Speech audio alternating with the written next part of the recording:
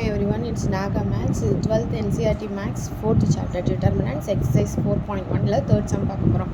If A is equal to 1, 2, 4, 2 or 2 cross matrix, then show that 2A is equal to 4A. இது என்ன prove பண்ண சொல்லியிருக்காங்கன்னா, determinant of 2A is equal to 4 into A determinant இருந்தது என்ன prove பண்ண சொல்லியிருக்காங்க.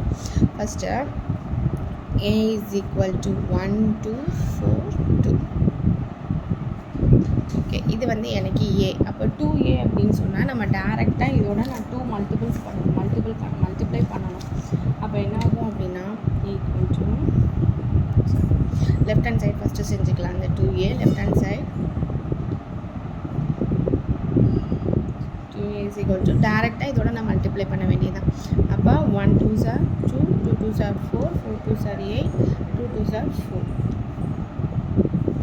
இப்போ இதோட டிட்டர்மினன்ட்ஸ் என்ன அப்படின்னா 4 2s are 8 minus 8 2s are 32. அப்போ 32 minus 8 எனக்கு -24. இதுதான் என்னோட left hand side. Right hand side வந்து எனக்கு 4 into டிட்டர்மினன்ட் ஏ. அப்போ என்ன ஆகும் 4 into ஏ வந்து 1 2 4 2.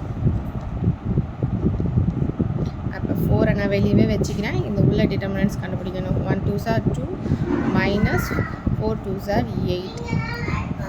4 into minus 6. 6 4s are minus 24. Therefore, left hand side is equal to right hand side. Hence proved. இதுதான் இந்த சம்மோட ஆன்சர். தேர்ட் சம் உங்களுக்கு புரிஞ்சிருக்கும்னு நினைக்கிறேன். இந்த வீடியோஸ் உங்களுக்கு பிடிச்சிருக்கும்னு நினைக்கிறேன். லைக் பண்ணுங்கள், ஷேர் பண்ணுங்கள், சப்ஸ்கிரைப் பண்ணுங்கள். தேங்க்யூ, பாய்.